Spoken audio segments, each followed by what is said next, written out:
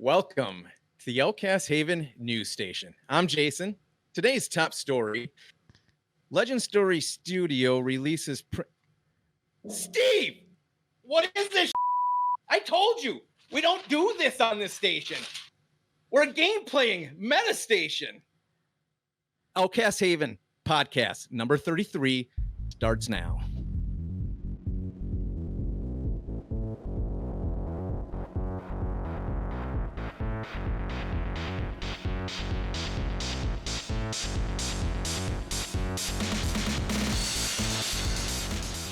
So, as I alluded to, the whole print run numbers, we're just gonna, we talked about it just now. You heard it in the opening. We're past that.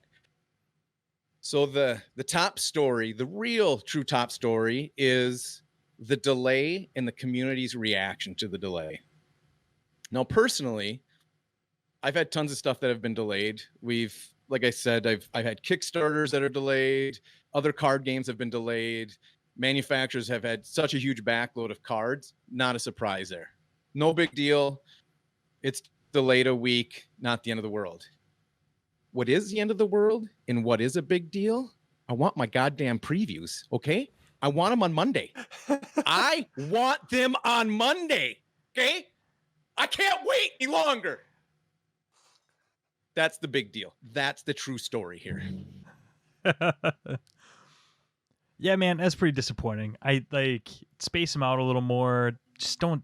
I mean, I feel like you built hype for the hype, and you can't I don't know. You can, obviously, they can do whatever they want, but it's just for the first 2 weeks, since it's delayed a week, just give us one card for the first week. Give us a week to talk about it. Be like, hey, we're not starting spoiler season yet. Here's a little something, just to keep you guys interested and spicy, give you something to talk about, and then go into the regularly scheduled content. But it is what it is, man.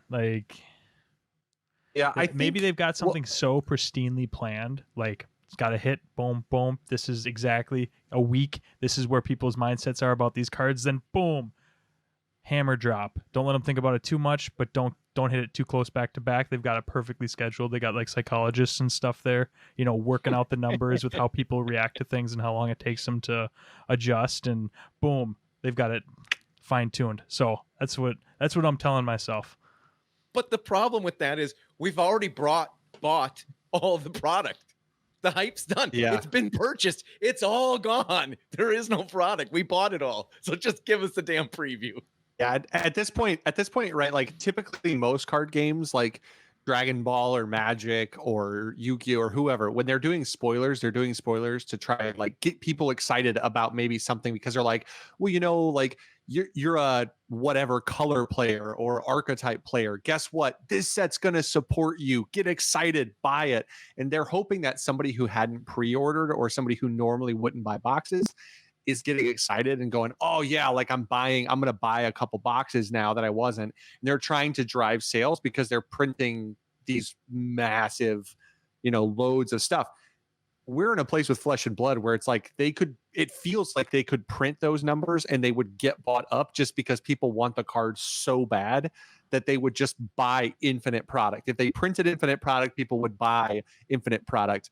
And the spoilers aren't selling anything. So I would love to just see them, for the sake of, honestly, the fact that we've been so long without a spoiler that I'm ready for a spoiler, just because I think that the community is going to need a week to just calm themselves and emotionally be prepared for the second one, because I think people with heart problems might actually not be able to take 2 or 3 in a row. Three in a row, someone might end up in the hospital just out of sheer excitement, might cause heart issues for people with heart problems. For our health and safety, give us a spoiler next week.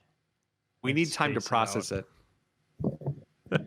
I mean, it's been 9 months we're going on since there's been a new card that we've seen. I mean, we saw 2, the Dark and the Light, and we got all the awesome predictions about Dark and Light. But other than those 2 cards, which we don't even know what they do, they could just literally say, "Go F yourself. You lose." We don't know what they say. Obviously, they don't see that. But it'd be nice to see a card since the last 9 months, something new. I will say someone could have gotten their wife pregnant or girlfriend pregnant the last time we saw a spoiler, and they would have a baby. Correct. They would have They could, yeah, right now. they could hold their still not. infant and look at the card. Yes. Their infant Like this, will be. this card. Did you see this card? The excitement from this card alone brought you into this world, and now the excitement of this next card is going to give bring you your a little sibling. brother. Yeah. It's like a double disappointment week, because then we were supposed to have our locals today, but we got locked out of the gem account, so we couldn't hold locals and talk about our awesome games. So that's why last night me and Blake just did a impromptu live stream where we're just messing around with decks. But I will say one thing that I learned. When I'm playing in actual events, I don't do the stupid stuff that I do like when we play.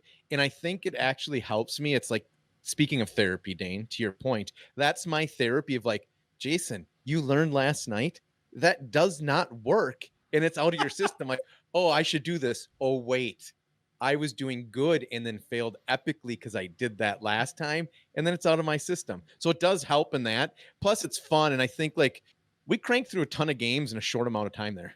Yeah. Like we were just going good. And I think playing all the different decks, for anybody that's just playing one deck, if you're going one deck all the time, learn some new decks. If you have the card pool, you learn them, you know what to throw, know what to pitch, your speed picks up a ton. I played Kale today on TTS.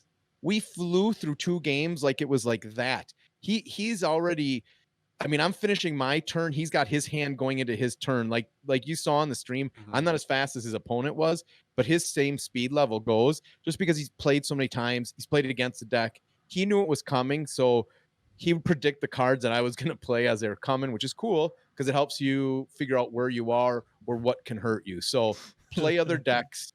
It's amazing. I'm just picturing like you like swinging with the sword, and then having Kale be like, no, you should put your Warrior's Valor down first, and you're looking at your hand like, how did you know? It was, I mean, he predicted several times, especially in our second game, several times, pretty much perfectly what I had to set up his stuff. I mean, he constantly, he is always, and this is a pro tip for everybody, and I think this will be much easier when we play in person again, constantly checking the opponent's graveyard. Always rifling through there because he's keeping the count of the cards that hurt, because he knows what cards hurt you. And once those are gone, you don't have to worry about anything, and you just win with Guardian. You just fatigue the deck then.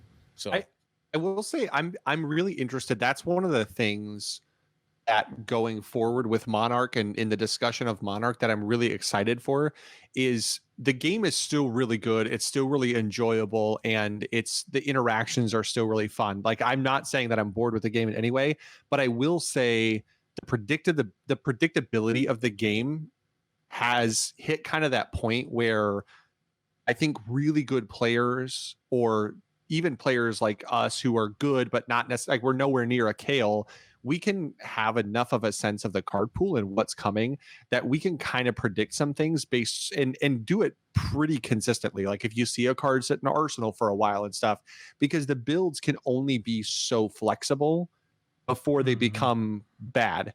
So like there are cards that you can put in that change decks a little bit, but how much you can shift a deck around is still pretty limited because the card pool is still small. Whereas in other games, once you hit those like 4 and 5 and 6 set markers, you start to expand the card pool where now you're not just going, okay, they have one resource left. It could be because like one of playing these into 3 Warrior cards. Yeah. It's like, right. it's into Warrior. Iron Song response, or Iron Song response. Stroke, no, Singing spree. Steel Blade. What's the one? The plus Stroke. one lets you hunt one. Yeah, Yep. Stroke. Singing Steel Blade, Stroke, Out for Blood. Yep. Like those are the cards that you expect to see. And if they have one left, if they play something else, you're like, oh, Unified Decree, okay, I guess. But there's only so many cards you can play with one resource. If they have 2 up, there's a reason if Warrior players have 2 up, or if Guardian players have 2 up, you're like, okay, I'm either going to get routed or I'm going to get pummeled. Like those are my options right now. People aren't thinking about the 3 or 4 cards that could hit them and what those alternate options are for like ramifications for taking that damage. That's funny. Blake just totally did I'm a member of the supper club. Oh, unified decree. Yeah, you need to use that.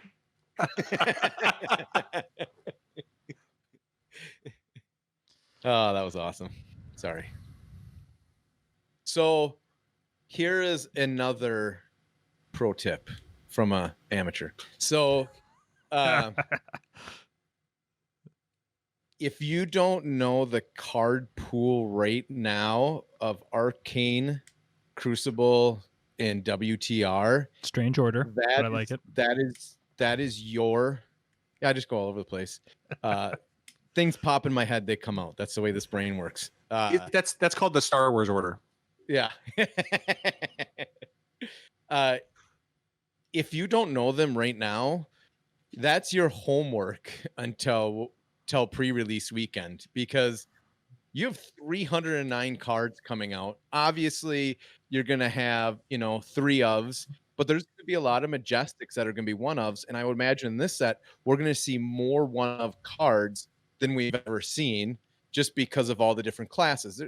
There's no way they don't make at least 1 Majestic for each one of the classes. And if we assume 2 more come in, I mean, what is that, 12, 14 classes, whatever it is, that you'll have just those cards for, plus then all your triple sets of the pitch order. So called a series. It's really important. What's that? Said it's called a series. They call it a series. Right. Yeah. So for the series of cards. Well, so I mean, it's going to be really important to know what's out now, because when the new ones come out, you're going to want to, in these first armory events that are going to hit, you're going to want to find the synergies right away. So you need to know the card pool to find the synergies, and the first person that finds the synergies are the ones that are going to win the first tournaments. So this is what I think. Sorry, I'm going to caveat and jump in here. Very good. So Absolutely. I think that's really good homework, and something I don't know why I'm brandishing like my X-Acto knife that I was using to ship stuff today. Like, do this. Sorry. I will cut you.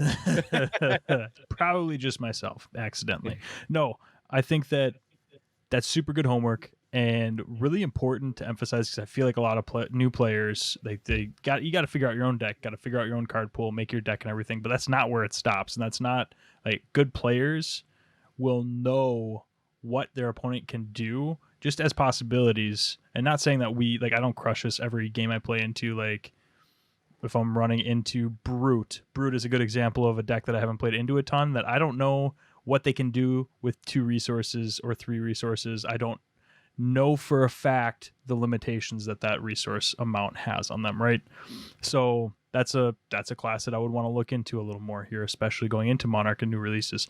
But my thing, when Monarch drops and they start releasing spoilers, is I'm just going to add, because what I've already sort of mentally done is created a warrior, like 1 cost threat list, 2 cost threat list, 3 cost threat list, aka overpower. Like, just knowing what they can do with what resources immediately makes that matchup easier, and you can be smarter about how you block. You can be smart, like they got 1 card in hand, what are the odds it's a blue, and the second card in the card in arsenal is an overpower, making those educated decisions in game. So when I'm looking at these Monarch releases and spoilers, I'm going to be adding to that threat list that I've already got built in my head. So that's what I do. That's how I go about it. Do you guys have ways that you sort of look at the opponent's card pool, or Jason, you just like a go? You don't block anything anyways, so it doesn't matter. Yeah, I don't like to block, number one. Like I was telling Kale, I'm like, it made me playing Wizard a lot, made me kind of a bad player in some aspects, because I didn't care what like Warrior, I really didn't care what cards you have, because I'm just not going to block. The game's going to be overturned too. Either I'm going to burn you to death or you're going to slice me in half. So it didn't matter to me what you had. Honestly, it didn't matter. But for me, I do pay attention to the important matchups and I know what Dorinthia has, especially running Bravo into it. But then now the new predictability, the same way you just said, is, when you're facing that Ira and they have the 2 floating, you're waiting for the flying kick. Now is the popular one Command on the Conquer 3rd hit. Something. Yeah, because if you don't get the Command and Conquer on number 2, then you're flying kick on. You know what I mean? You kind of get those setups of what they're going to have. And if it's not one of those, it's only going to be a 4 or 5 hit, which doesn't matter.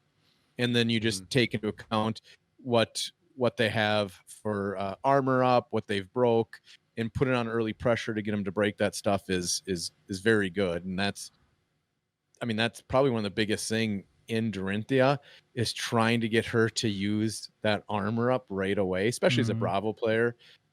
If I can get him to break some armor in the first couple turns, because they have this huge hand. Yeah, exactly. Because now I know how to block it. I want them. Yeah, same with you, Benji. You get them to use that armor, you got endgame. If they use the armor in the first couple turns, okay, now I'm just going to play conservative. I'm going to stack the bottom of my deck. Same thing with Bravo. If you do that, oh, fine.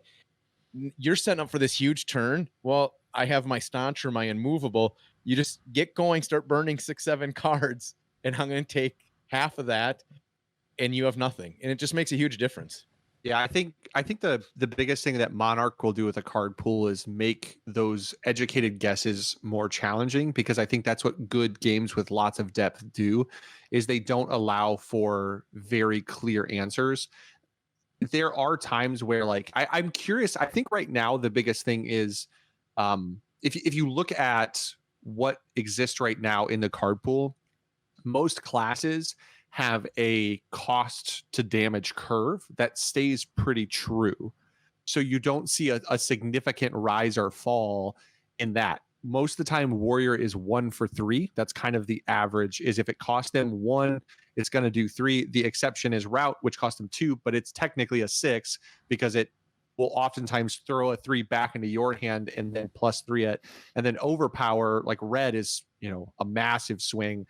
Blue is a big swing, and just having the 4 or 6+ is big. And I'm curious if one of the things Monarch will do is alter the curve in some way for decks with things like the gold and the silver. Like, is there a way to use this other currency to alter the damage or the cost of cards to affect the ability? Because like right now, right, Staunch Response costs 2, but then you can pay an additional 4 to trigger another ability.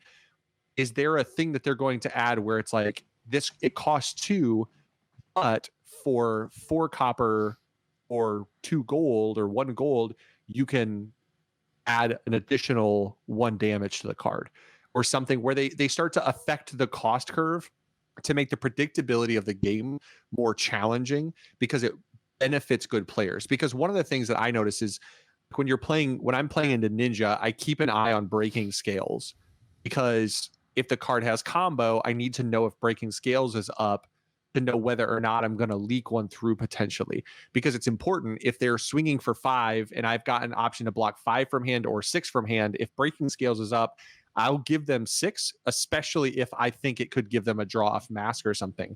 And those things where it's like slightly predictable are good, in the sense that it rewards me as a good player who's aware of a thing, and punishes a bad player who's not being aware.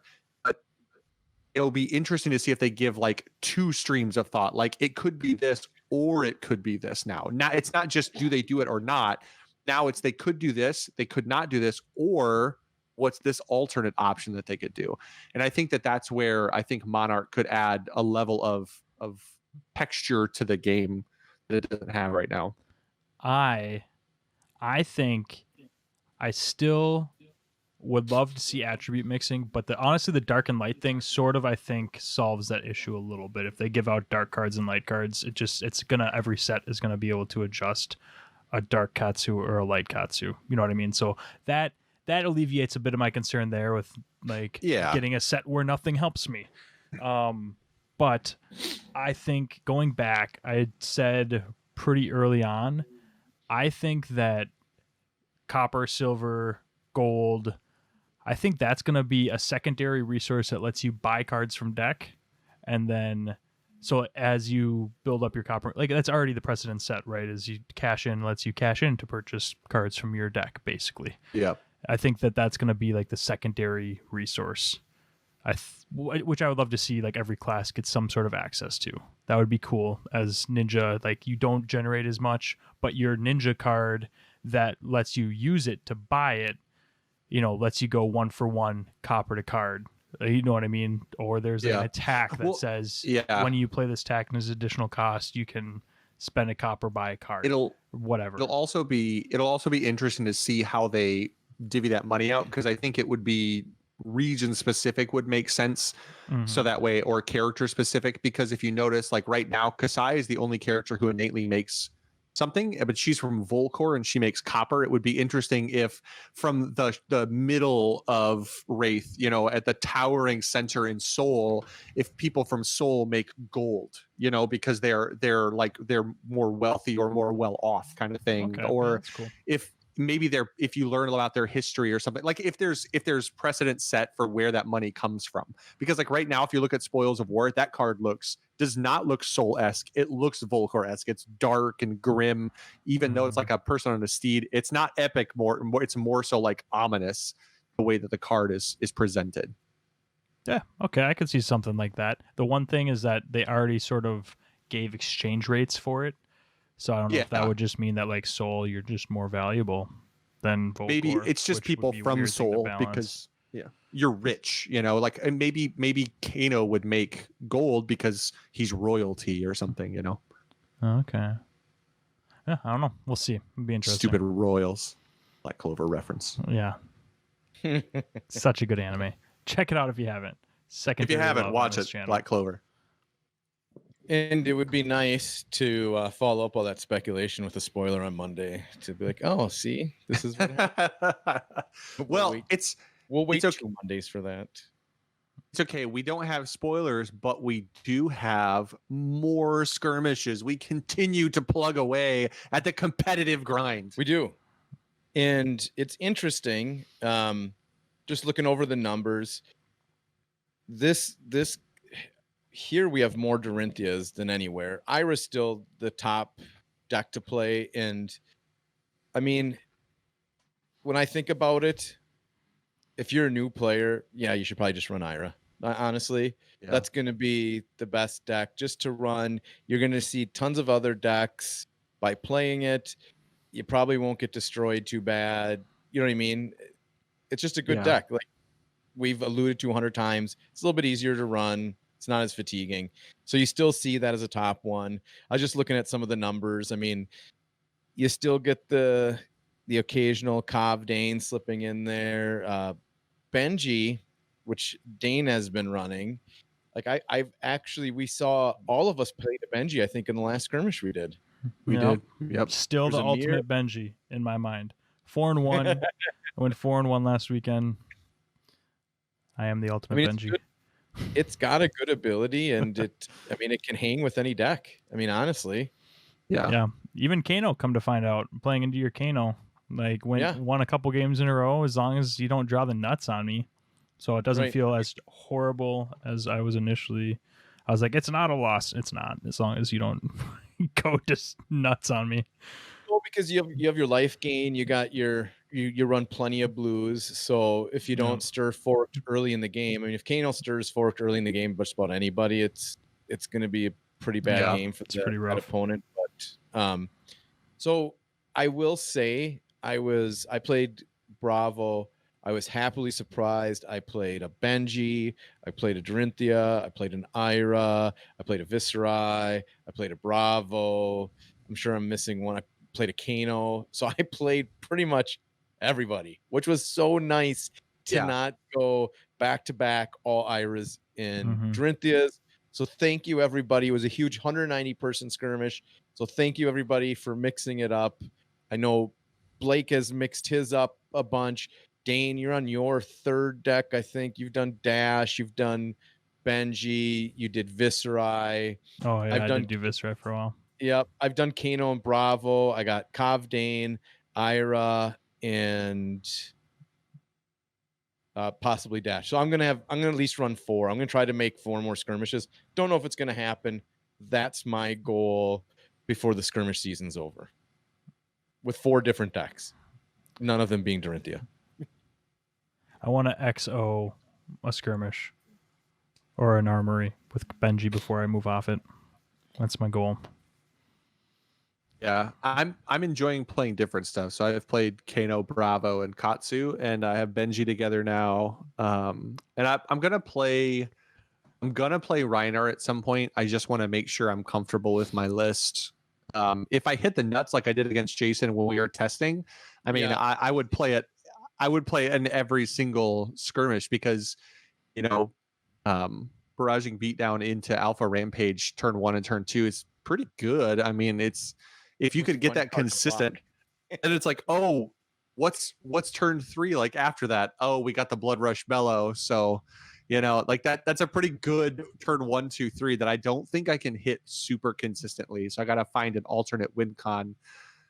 But I'm having fun playing different decks. So like I enjoy the difference in decks, and it helps me learn different decks, and I'm not super concerned with winning anything. But I'm also playing skirmishes that are, you know, there's never been a box on the line or anything like that. So to be fair, in my defense, we've played at Armories at, you know, Atlantis, and I played Kano and I played Bravo, and neither one of those were my guys. I was just like, I'm gonna have some fun. I'm gonna play something different. So yeah, and I'm with you, Dane. So I had to 4-0 with Kano before I put him down. I finally did it at one of our local Armories, and so then it was like, I'm 100% with you. If that's what you're trying to do with your deck, it's hard to put it down. But if you've done that already, put the damn deck down. Try something else for the love of God. If you've won with the deck, this is skirmishes. You're not getting ELO. You're not getting, you know, ladies up at the hotel room after you're done. It's not happening. So just try a different deck. Unless you're having fun, then keep playing the same deck. No one cares. I think you'll have. I think Jason and Blake don't actually care. Yeah, I think you'll be a better player if you play multiple decks, just in general, knowing card pool. But if your thing is to like flash cards, research other card pools for other classes, and you just, dude, you're all in on Viserai. You have been from day one. Dude, keep running Viserai. Even if you 3-0 an event and you're like, I did it, keep running them if you're having fun. I'll play devil's advocate here. I feel like I'm always doing that with you guys, but yeah, I mean, yeah, and you know, and just Dane's just wrong. But other than that, no, I'm just kidding. Yeah, how dare you guys have fun? Change it because I said so. No, I think people will have fun if you change decks, and maybe that's presumptuous. You don't know that. It is, because if you're 9 months into a meta and you're playing the same deck for that whole 9 months, I'm sorry, there's something wrong with you. Okay, just gonna say it. There's something wrong with you. Dude, there may be, and they may love it. They may just be in love with that. I could see myself playing Benji through Monarch. Like, we'll see what classes come out or what characters come out, but I am in love with this deck. I could get stomped. The next three armories or skirmishes, I don't care. It's a fun deck to play. I disagree with that. You said that about Viserai, and then you got no. I never said that about Viserai, because I didn't. I said I'm pretty sure verbatim. I said, I feel like I need to run this because I've been playing it for so long, and then I ran it and I lost bad, and I was like, cool. I was actually just thinking when you guys were talking about the decks that you were playing and how you were changing it up and everything, I was like, I bet I would still be on Viserai if I liked the aesthetic of it. I bet I'd still be tweaking it and messing around with it or whatever. I totally let it go because I don't really love like the aesthetic of it. I don't love like it's just the class that I ended up with after everyone had chosen their classes from Arcane. And I just dropped it, and I was like, yeah, cool. I'm cool not playing that anymore. So is there just something wrong with me and Blake? Because I'll tell you this. I look at my history of card games, starting with Destiny. Like, I would play it. I'm like, oh, that was amazing playing that. But I want to make that deck and see how amazing. Oh, that was awesome too. I want to play that deck over there. And then we moved to DBS. I'm playing the game with you guys for like 3 weeks. I'm like, I need to have 14 more decks. So I just started making 14 more decks and just started playing them all. And I love doing that. And I think it made me a better player because I knew tons more cards of what could happen. So that's why I advocate for multiple decks. I believe that. I will say I think that hinders me personally as a card player. Like, I need to play my deck and I need to tweak my own deck. Otherwise, I will, if I net deck, or not that there's anything wrong with that, but like it takes me just as long to like learn to play someone else's deck as it does to start with a basic list and tweak it and adjust for what I like to do, don't like to do to make things work. Because for the most part, I think I'm smart enough to know, like, I'd like to run these lines consistently, so I want to have this in my deck. Like Blake was already talking about Flying Kick in the Benji list that I had sent him over, and he added Flying Kick and you added Salt the Wound, right? Yep. And both of those are cards that I had Flying Kick in my deck. I looked at Salt the Wound really intensely and just like it took away from some of the consistency that I liked about the Benji list that I had and their cards that I didn't go for. So I like that tweaking process a lot. But that takes time. That takes a lot of like reps on a deck. So I need to focus more on a single deck in order to be how I feel good at it. So, I mean, Godspeed to you guys being able to bounce around and still be good players, because I know you guys are both talented. So that's not a knock at you guys for bouncing around by any means. I'm just to play devil's advocate. It takes I know I'm the type of person that needs to focus on a deck, so I can appreciate someone else like running the same deck for a while. Yeah, I mean, I totally get running, like having your pet deck or having like your deck that's like your baby and having that thing be your thing. I guess to me, it's one of those things where it's like when I play in a tournament, I'm gonna grind something really hard, especially if there's something on the line. I'm gonna work hard to play a deck well and do well with that deck. I have infamously, like swerved at last second on things, and I always perform better when I just commit to my deck and play the deck that I've got the most reps on. But I will say that I think there's something to be said for in more casual environments, taking the time and energy to put a deck together that maybe isn't the best deck, run it a handful of times beforehand, and then just play it. Because at the end of the day, like if you're playing an event where nothing is on the line, that's the perfect time to play against a variety of decks with a deck that, with a deck that you don't really know necessarily. And again, I think, to be fair, I think there are some people, and I think that's maybe the difference between Jason and I and Dane, and maybe the difference between the two of us and some other people in the game, is that Jason and I definitely play a little more free and loose when we play card games. And that's just kind of our nature, is like, I don't necessarily need to take the most optimal line every single time. Sometimes I'm going to take a less optimal line just because I see something that interests me. I'm like, I'm going to play this line. Like, this line seems interesting and I'm going to try it out right here. And I'll do that in literally any situation. Like, I will be in a tournament with something on the line and I'm like, this line is interesting. I'm going to try this line. I'm going to try it. I'm going to do it. And I know for some people that like gives them anxiety and like makes the back of their knees sweat, the thought of like trying a new line in a tournament. Whereas I'm just like, whether I'm playing for funsies or I'm playing for serious and I'm playing for cash, like, you only YOLO once. Like, you got to go for it. Like, you got to like just do it sometimes. And, I don't know if that's like using the fact that like, I know that I tend to have a little more, I tend to be somebody who's really bad at building decks, but I'm pretty good at piloting decks. So sometimes I can kind of weasel my way out of a bad situation. So sometimes I do stupid things and I get rewarded for them. And then I'm like, oh, here we go. That's actually a really interesting point, like the difference between us, because I don't get anxiety about like seeing those lines like, oh, this is an interesting line, like I'm going to try this. I just always make the wrong choice and I always get punished for it. When that fork comes up of a new line that I see for the first time, I'm like, this seems real crazy and interesting. I'm just going to do it. And then the next turn I die, or whatever happens. Like, I feel like I always get punished for that. So to alleviate that, I need to have seen all the lines and I need to know which decision is right. And that's why I have to play decks so much. I love having a deck where I don't think that there's a line in Benji I haven't seen. Yeah. Like, so that's where I get enjoyment from that. Like, knowing that I'm going to sit down and I am not going to be surprised by really any hand. Yeah, I definitely I have a bad tendency to get casino brain when it comes to playing card games, where I'm punished 2 or 3 times for doing something out of the ordinary that I haven't practiced and it isn't the optimal line. And then I do it that 3rd or 4th time and it totally rewards me. And I'm like, I'm going to take a chance on this. And I do it and it rewards me. And my brain just like triggers and it's like, yes, this is nice. Do that. I like this sensation. Continue to take chances. And it's like pulling the slot machine. I lose 3 times. I'm like, I don't know. Maybe I should quit. I pull it the 4th time and I win. I'm like, we'll be here all day. We're going to do it all day, boys. I'm just cha-ching. Like, let's go for it. And, you I win get rewarded and one time. You win and it's not even equal to the money that you lost the previous 3 rounds. But you're like, I won though. I'm going. Let's go. Endorphins, baby. They're a drug. Yep. And then I have the issue of tweaking a deck the last minute.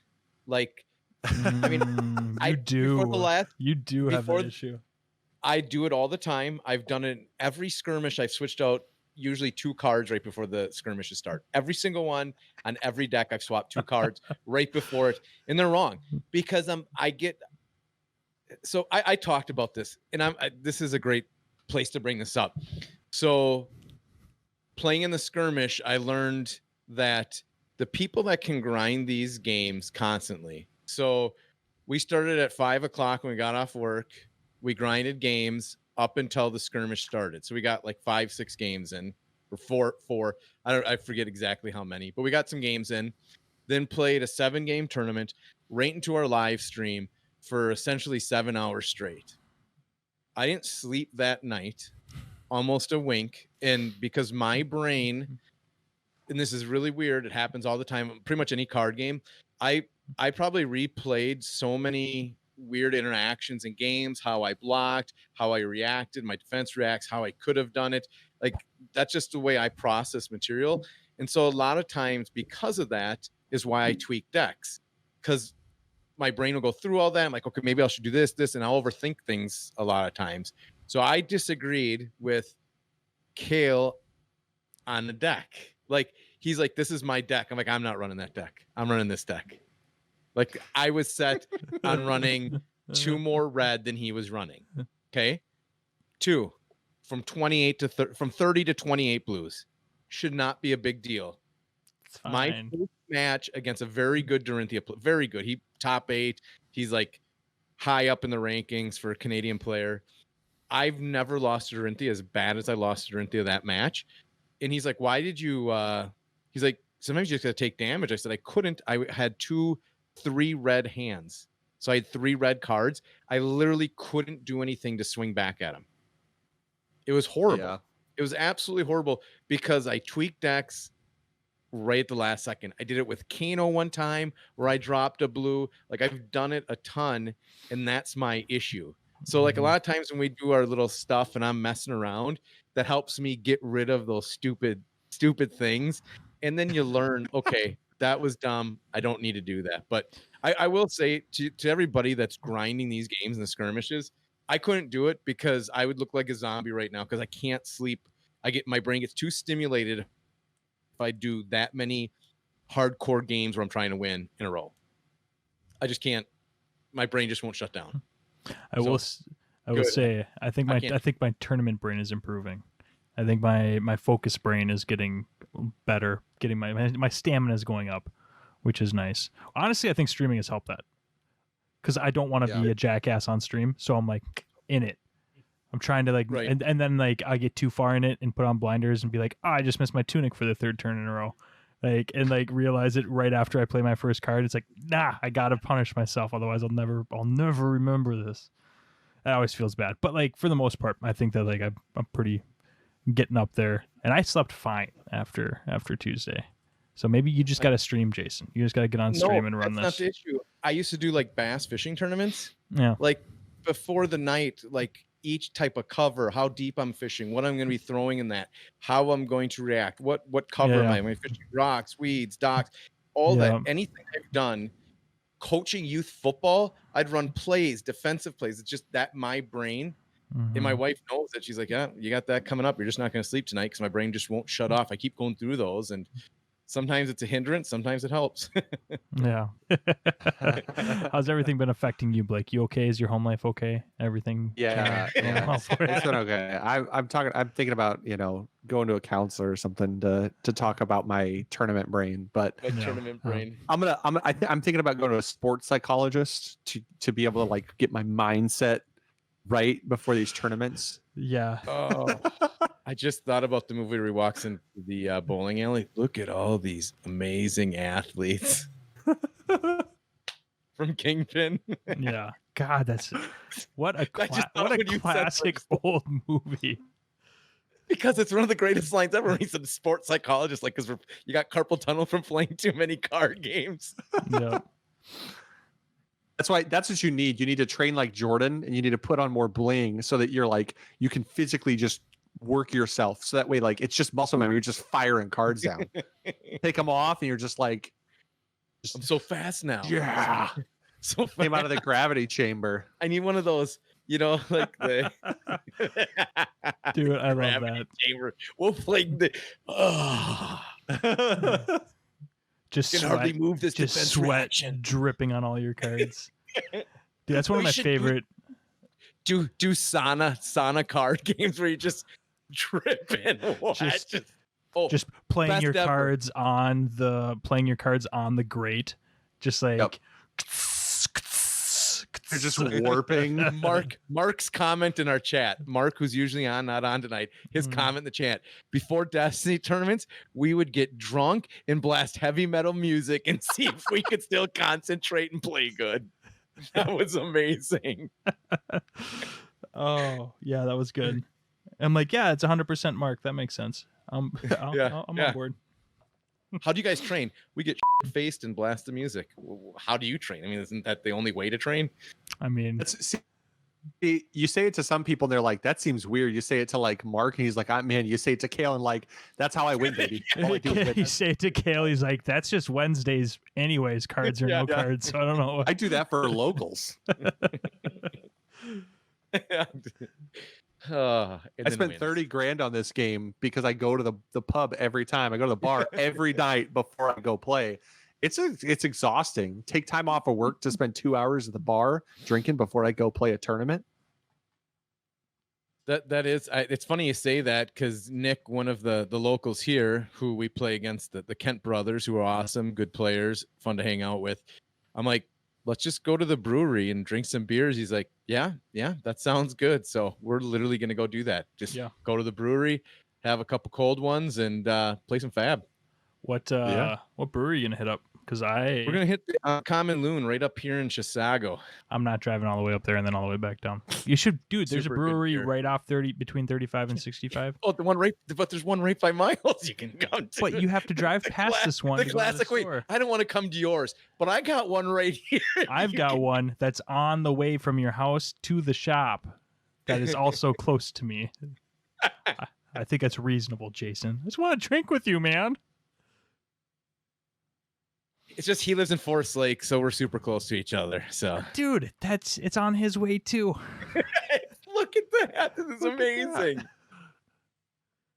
I will say that's the one thing nice about the event center. I'm not gonna name the first three letters, even though they're not owned by the same company. I'm just gonna leave it out. But they have beer, and you can go drink while you play. So I do want to go do that because it's actually meant for playing cards and games there. So. Yeah. It's a good. Yep, that's true. The I'll tables are sticky. Yeah. I will probably do that. Yeah.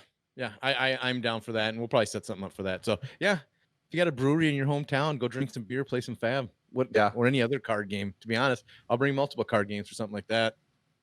Yeah, that's the other thing that's fun to do is when you do a marathon of different card games. You just bring, you might start with like Fab, and then who knows what other card games are going to come out. That's a blast. Mm-hmm. I think that makes you a better card player too, seeing different type of card games.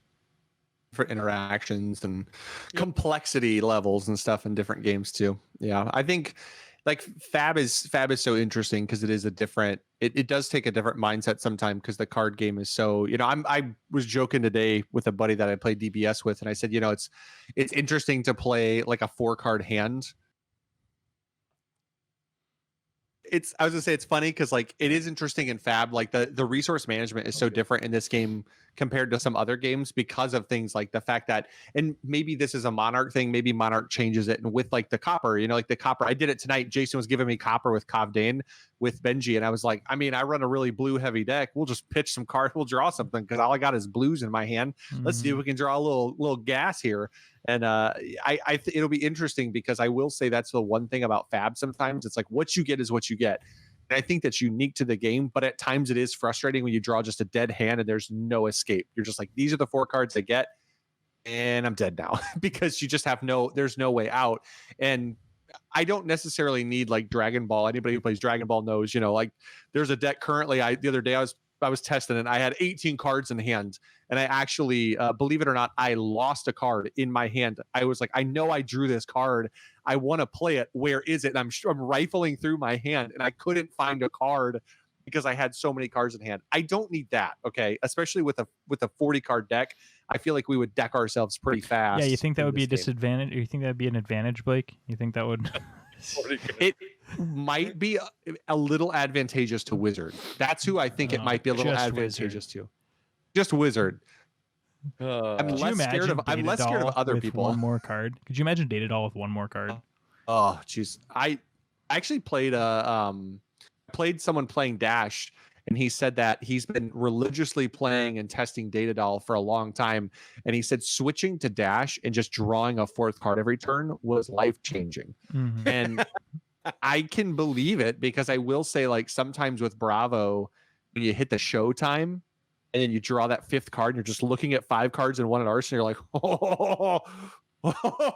Or when we played UPF when Rob came on, and there was that one point where it was like we just kept hitting the Gorgonian taunts and stuff, or we kept doing the everyone draw a Coax card. of Commotion. Coax of Commotion. When it was like we like, I think like there was like 4 coaxes played before Rob's turn, and he had like 8 cards in hand and an arsenal, and it was like, we have made a terrible tactical decision. Thank God you got him to go against me, because he dumped that into me and I went bye-bye. I will say though, but to your point, when we were playing, when we did our impromptu live stream, twice with Cov Dane, I had 2 red unmovables, and then not twice. Once 2 red unmovables, once I had 2 potions. And Sink Below saved me in both those situations. So yes, I do hope that there's more cards that allow you to play with your hand a little bit, because those were huge. I mean, I would have been dead a lot earlier had I not had Sink Belows in the deck to just cycle through. So more cycling. I could see something. Not a ton. Yeah, I could see something like a defense reaction that says defense reaction. In addition to paying this cost, you can spend a copper to draw a card. I mean, it literally just replaces itself in hand. Yeah. Like, yep. Something like even that. if every class gets access to so if the exchange rate kind of thing, right? Like the copper is spend 4, and you get to pop a copper and draw. If gold is spend less to do it because it's harder to get or something. Mm-hmm. Like just that. I mean, Jason, there's an interesting play line in Cov Dane. Maybe right away at the beginning of the game, if you get ahead 1 life, you just real quick use his ability to lose a life just so you can gain a copper to have the copper on board to pop at some point to draw a card and cycle some cards back in. Yep. And it's a good point. And like, imagine if there's silver and gold, or just even if every class just got access to copper, where they would be able to spend it to draw an extra card to cycle something. Here's a big prediction for Kingdoms, okay? Not for Monarch. So we got gold, everybody assumes there's that. I got Bitcoin for Kingdoms. I'm saying it here first. You heard it first in Outcast Haven. Bitcoin for Kingdoms. Only available to Ranger, because apparently Ranger gets all of the futuristic stuff, like the modern day tactical head wrap and the in Ranger, and the tactical bow, Ranger, the bow that Hawkeye from the Avengers uses. Like, okay, let's talk. Can we talk about the head wrap on Ranger for 1 second? How is that blade break? Yet the little stuff on all the other stuff is like just the thing is huge. The thing's like this big, and it broke. It's all the technology inside of it. It's the circuit boards and they're just looking everywhere. It's just got eyes. I always look at that. It looks like he's got like steaks and meat wrapped around the head. Like from a distance, it looks like a meat wrap. Skull bone meat wrap is what it does. Look a little odd. Yeah. I love and also the card with the lasers. Like I hope that they just come out and like explain that it's magic light beams and not like lasers, because I'll be honest, looks like lasers. It looks like I need some background on this like equipment for sure. What's going on, Ranger? Like, it's just from a different land. You're gonna get a quiver.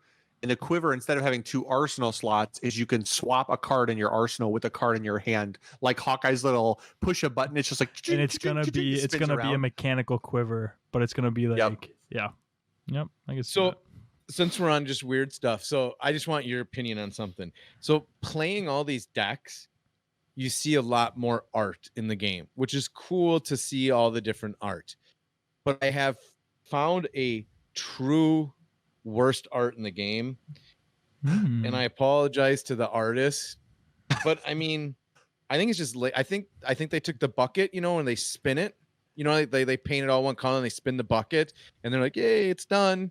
I mean, like Slogism. What were we doing here? What were we doing with Slogism? It is an odd card. Yeah, it's the worst art in the game.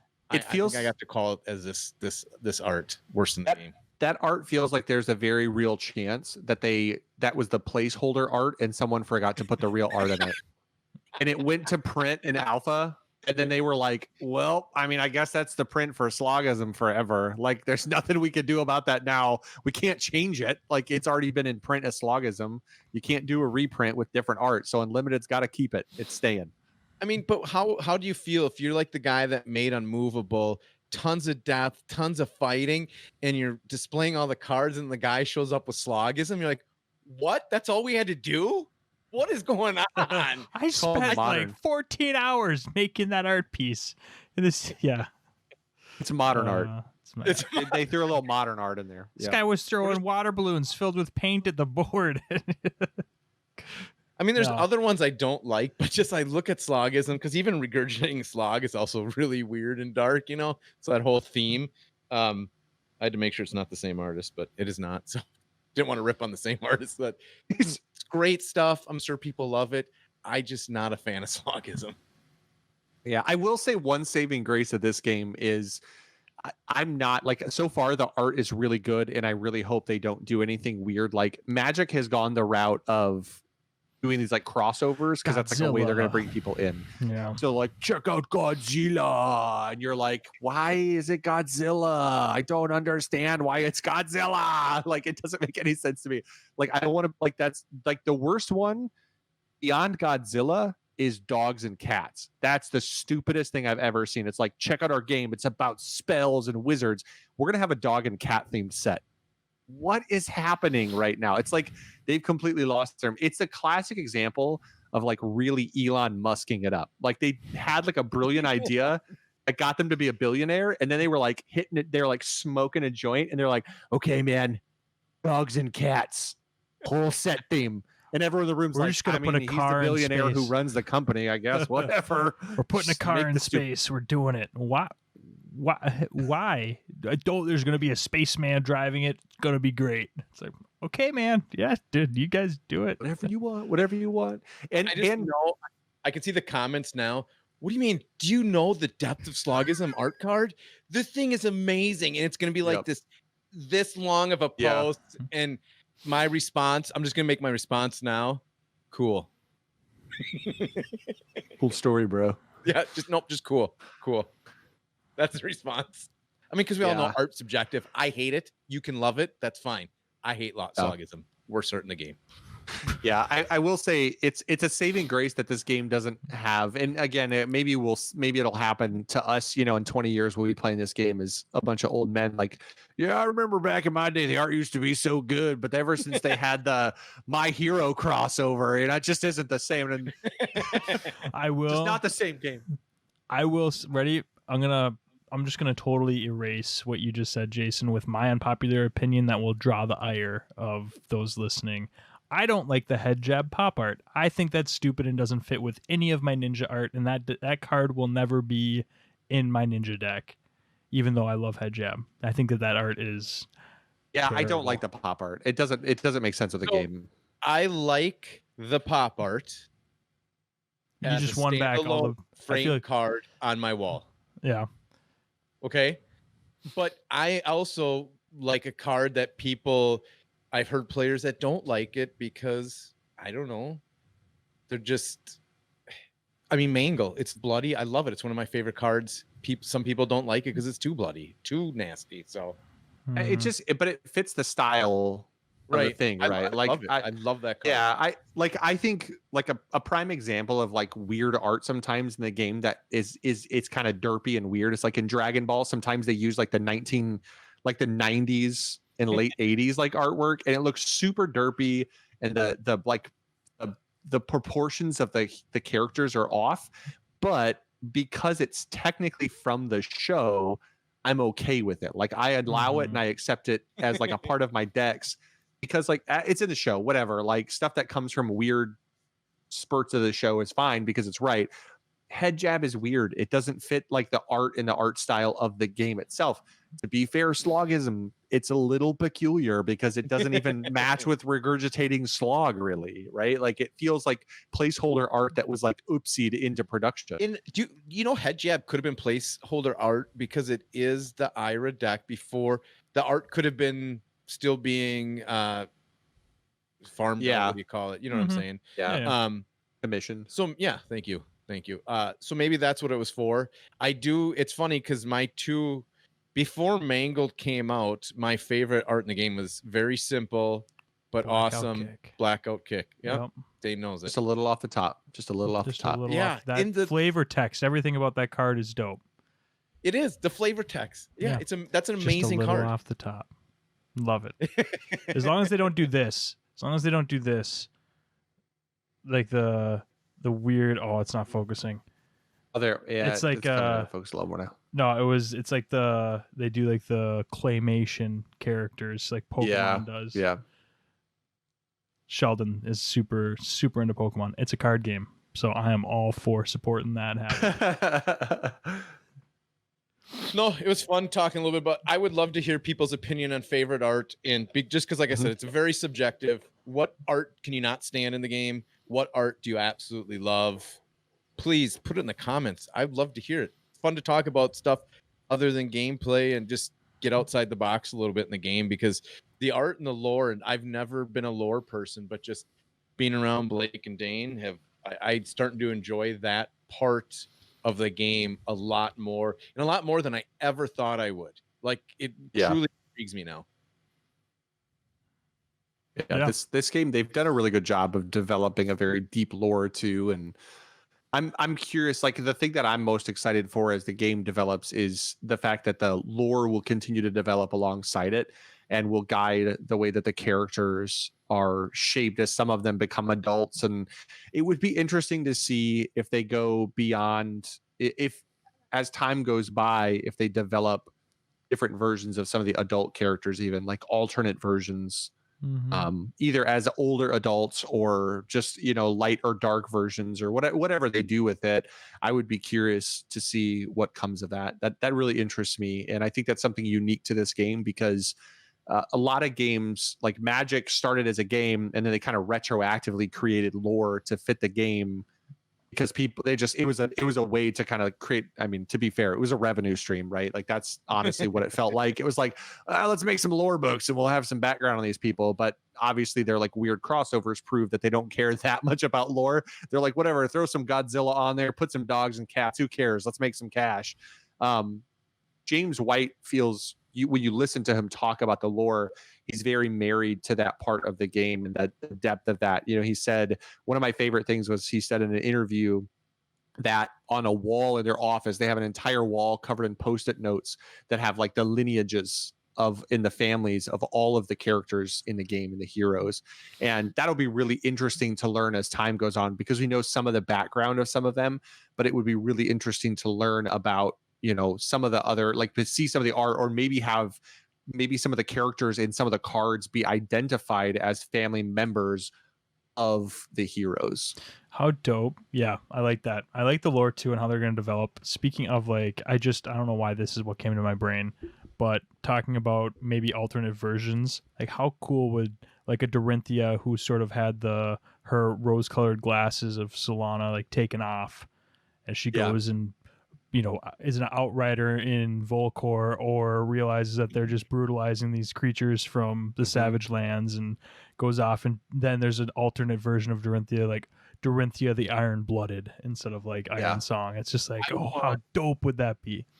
Yeah. Midlife crisis Kano. Oh my god.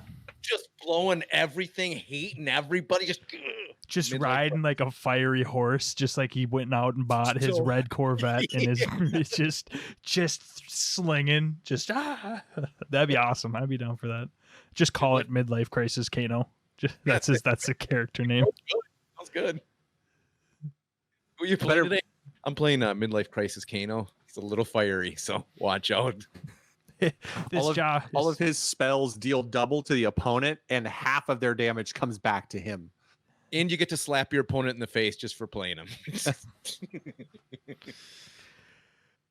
Before we close out here, the announcement that I'm sure everyone's been waiting for, the giveaway that Jason wants to do, running people through the gauntlet to win the Dash Fry the Eggs altars. We've got 2 things that you guys are going to need to do. 1, you're going to need to join us on our live streams on Tuesday nights.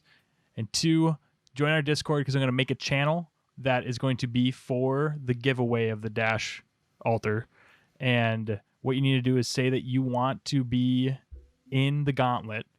And starting, let's just say, once this podcast released, I'm going to start creating a spreadsheet of the people that volunteer and say that they can make it on Tuesday night, 9:30 Central. And we're just going to go down that list, first come, first serve. And it's single elimination. You hop into our live stream, come on, you start with whoever. We'll let you call it. We'll let you call who you want to play first. We're going to run whatever decks Shoot we your want. shot.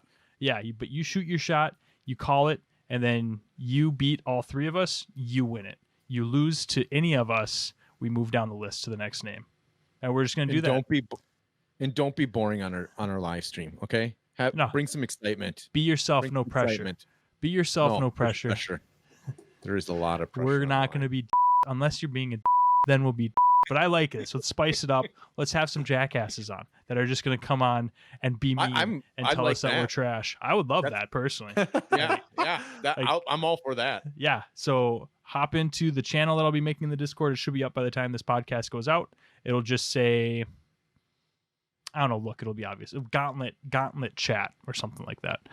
And join that and let's get this thing going next week. We'll do this for a month. We'll do it for 4 weeks. If no one beats us, if we go all the way through the list and no one wants to play anymore, Jason's going to keep it.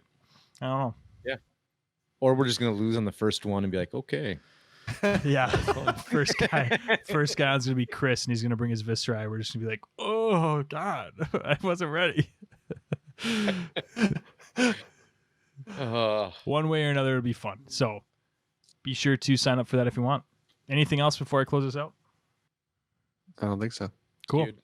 All right. Well, appreciate all you guys for hanging out with us once again, putting up with all our nonsense, being in the comments, being participatory with everything we do. Make sure that you hit the like and subscribe.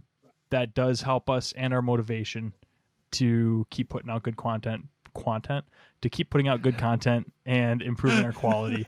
So that is motivating for us. Leave your feedback because we do read the feedback. We do appreciate that. And check out our podcast. I've got a display up there of all the different sites that we're on. There's 8 of them right now. You can go there. Farmers Only didn't take it. They weren't having it. But you can listen to us basically anywhere. Jason didn't get that. It was just a stupid joke. I was in one of the Facebook threads. I was saying, "Oh, like yeah, we're everywhere. Just haven't heard back from Pandora or Farmers Only." And Jason, I was just being silly, but Jason's like, "I don't get it. I don't get it. What's Farmers Only?" As he's one of the guys who would probably actually feasibly use Farmers Only. But anyways, we're going to end it there.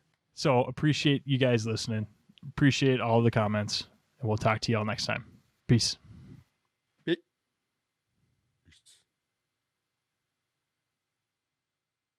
Yeah, we're not frozen.